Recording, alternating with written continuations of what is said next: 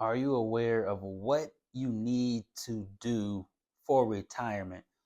The amount of money that you need for retirement, where your retirement strategies are, what are you going to do with your health? I've been licensed for the last decade, and I can't tell you how many times people don't put all the pieces of the puzzle together and what I call a financial GPS. And GPS stands for grow, protect, and save.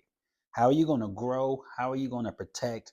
How are you going to save your money? Have that financial GPS for retirement so you don't have any issues. Now, ladies and gents, just here to drop a few cents. You're here to retire with Earl. I want to break this down. Different strategies that you could use, different ways you could have retirement work for you, not against you. But let's start with the basics. You need to know, number one, how much money is needed for retirement. Okay, very critical to know because most people they just don't have an idea of what's needed. 54%. So half of you watching this video, look at how many people watch this video. Just know that half of them, which could include you, will either not retire or have to go back to work within 4 years because they don't have that plan in place. Folks, this is huge. So figure out your FIN, your financial independence number, how much money you need to retire so you do not have to go back to work again. Now, the easy one is a 25 multiplier, meaning whatever your income is, times that by 25, that's how much money you need to have for retirement. Because remember, sounds like a lot, but wealthy people don't live off their money. They live off the interest their money makes. So you need to have enough of a set aside amount that 6% conservatively or 4%. You hear the 4% rule, but people say 4 to 6%. Can you have that coming in guaranteed conservatively to realistically be able to sustain your lifestyle? I prefer telling people the 6% rule. So what I tell people is, look, super simple. Figure out what your income is and divide it by 0.06. Divide it by zero point zero 0.06. Meaning, if you make right a certain amount of money a year, if you're making $50,000 a year, if you're making $60,000 a year, 100,000, whatever you're doing, you want to have divided by zero point zero 0.06 to find out how much money you need for retirement. Real quick one is 60,000. If you make $60,000 a year, you divide that by 0.06%, it's going to come out to 1 million. Meaning, I don't care what you do, how you do it, what kind of account you have, you need to get to $1 million because $1 million at a conservative 6% will pay out 60,000 a year, 5,000 a month, take care of most people's general needs. So figure out your FIN number, either the 25x rule or take your income and times it by a point or divide it by 0.06%. Figure out what you need. Number two is the retirement red zone. 5 years before you retire, 5 years after you retire.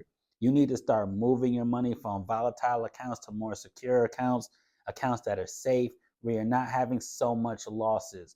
If that's going in index accounts, say you're going for an index annuity, if you have your cash value life insurances, if you have a 401k, you want to move it, right? Move your 401k to another kind of strategy, maybe a Roth IRA, so you could eliminate some of the taxation, right? So your money could keep growing tax free. All different kind of strategies. Some people go with bonds. They might go with municipal bonds, ETFs, just using the index market. Ultimately speaking, figure out how to eliminate taxation and fees or figure out how to get out of volatile accounts and move them over to accounts that have less volatility. Because, like I said, I've been doing this for 10 years. I have a client. What happened 2022? The market dropped. March 2022 was horrible. We haven't seen that in a while, but ultimately, over the time span of 2022, the market was down 19%. My client turned 65 in 2022. They lost 217,000. That's 2022. Turned 65. It's 2025 right now, November. He's still working, trying to recover, take care of what's necessary because that money was in a risky account. So if you have your money, if you have like an IRA, if you have a 401k, look at understanding how to move those over. And then you have two options. You have a strategic rollover. You have a rollover or a strategic rollout. roll over. You got 100,000 in a 401k. I'm going to roll that over into another strategy one time. Bim, bada, boom. I'm good to go. Then you have a strategic rollout. No, internal revenue code 72T. Like, hey, I got 100,000 every year. I'm going to move a certain amount, so I limit how much taxation is going to be out there that's going to penalize me. So understand those, but ultimately figure out, like I said, the FIN number, figure out how much money you need. Number two is what? Making sure you don't have that money in volatile accounts, making sure that you're moving it as much as possible. And number three is just make sure you track everything so you have enough for supplemental income. Supplemental income, exactly what it sounds like. You make $6,000 a year right now. Do you have enough that could supplement that income so you could keep on living the same lifestyle once you retire? Meaning, if you have certain accounts that pay out lifetime income, Social Security, you know you're going to get whatever it is. Let's just say $1,500 a month. All right. If you have a fixed index annuity, lifetime income, you're going to get $2,000 a month, whatever it is. So you have fixed amounts. If you have a 401k or stocks, I'm going to withdraw from this certain account to get X amount of money for every single month. That way you can supplement what you're making. All these little things. There's no real strategy out there where a one shoe fits all takes care of everything. All right. You hear people talking about getting to stocks that takes care of everything. Real estate gets into everything. Insurance is getting to takes care of everything. You want to have your money diversified, split all over the place, folks. That is huge. So even for me, like I said, I've been licensed for the last decade. I do a lot for these annuities, a lot for these insurances. Yes, they can have cash value. Yes, you could create it so it's lifetime income. Yes, you have these strategies, but is that going to be enough? Is it going to be enough to supplement your full income you were making before you retired? That's why I believe you should have at least 3 to 4 sources for supplemental income.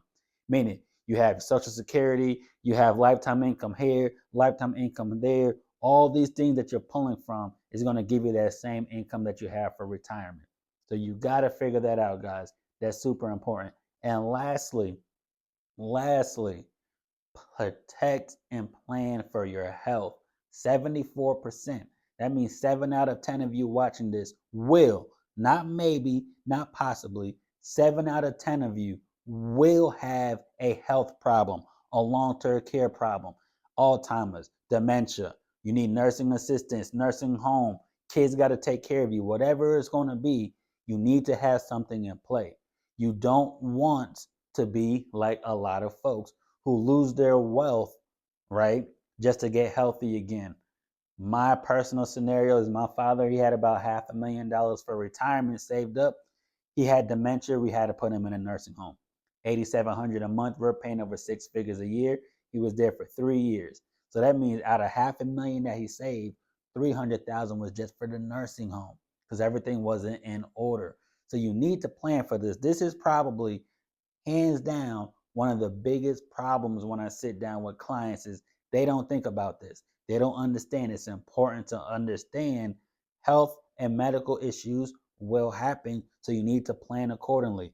Your life insurances with living benefits, your long-term care. That way you could have something in play. If you get sick, if you get hurt, you get dementia, something happens, you have a plan in place. So you're not just dipping into your retirement money. You have something set away for that. You have to figure this out as quickly as possible, as early as possible. I always tell people there's no real time limit, but when you're talking health, it goes up by age. The older you are, the riskier everything is. If it's insurances, the riskier you are, the more expensive it's going to be.